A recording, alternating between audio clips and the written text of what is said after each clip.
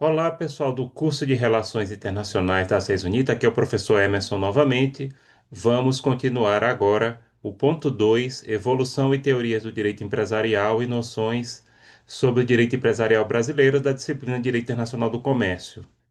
Pessoal, as sociedades, elas adquirem personalidade jurídica com a inscrição de seus atos constitutivos nos órgãos competentes. Por exemplo, uma empresa na junta comercial, que aqui em Pernambuco a gente chama JUSEP, Junta Comercial do Estado de Pernambuco. Uma associação, ela vai ser registrada em cartório, assim como um diretório acadêmico, por exemplo. Classificação das sociedades. Nós temos sociedades de pessoas, como por exemplo a sociedade em nome coletivo e a sociedade em comandita simples. E nós temos a sociedade de capital, como a sociedade anônima, e sociedade de comandita por ações. Olha, pessoal, essas sociedades em nome coletivo, em comandita, isso aí praticamente não é mais utilizado e por isso que eu não vou aprofundar, tá? Sociedade anônima, sim, geralmente é para grandes empresas. A sociedade é limitada, então a gente vai focar aqui naquilo que é mais prático para vocês terem uma noção. Quanto à responsabilidade dos sócios, existe a sociedade de responsabilidade limitada, ilimitada e mista. E nesse caso, pessoal, é a responsabilidade pelas dívidas. Quando a gente diz que a sociedade é limitada, não é o número de sócios que é limitado, como muitas pessoas pensam. A responsabilidade dos sócios é limitada ao capital que eles investiram. Quando a responsabilidade é ilimitada, isso significa que os sócios ou os proprietários da empresa respondem totalmente pelas dívidas da empresa, entenderam? Inclusive com o seu patrimônio pessoal.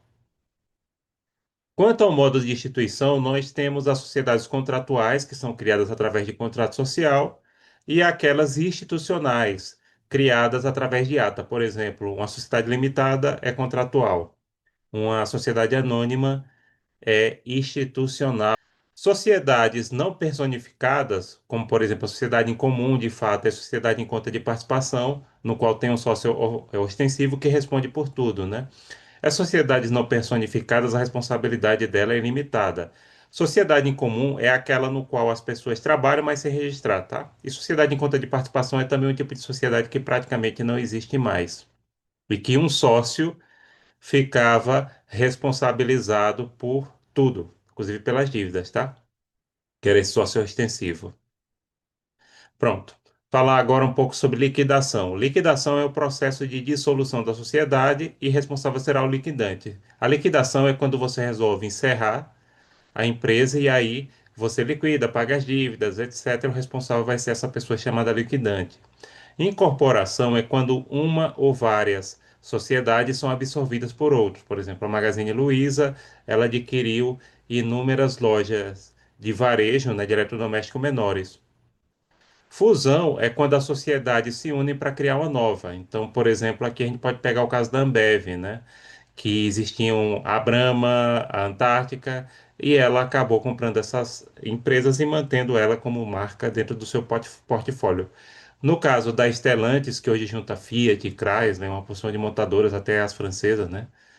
Ela também foi feita uma fusão. Se criou a Stellantis a partir da união da Fiat com inúmeras empresas de automóveis. Já a cisão é quando a companhia transfere parcela de seu patrimônio para uma ou mais sociedades, que foi mais ou menos aquilo que a Petrobras fez em relação à distribuidora, né? Vendeu as distribuidoras. Sociedade nacional é organizada conforme a lei brasileira e que tenha a sede no Brasil. A sociedade estrangeira, elas não podem funcionar no Brasil sem autorização do Poder Executivo, estando sujeita às leis nacionais. As sociedades estrangeiras, que são aquelas empresas de origem estrangeira, para funcionar no Brasil, elas precisam estar registradas aqui, além do registro, por exemplo, na Junta Comercial, na Receita Federal, na Fazenda Estadual, no município, elas também têm que pedir uma autorização ao Ministério da Justiça, que faz isso através de um decreto. Bem, pessoal, vamos falar agora sobre o microempreendedor individual, a MEI, que é a equiparação à pessoa jurídica criada pelo governo federal para legalizar pequenos negócios informais que têm faturamento anual limitado a R$ 81.000 em 2025. Esse valor ainda se mantém o mesmo agora em 2026, tá? Existem propostas para aumentar esse valor, mas ainda não foi aprovado, não. Já era para ter aumentado há muito tempo. O titular não pode ter participação em outra empresa e, no máximo, um empregado.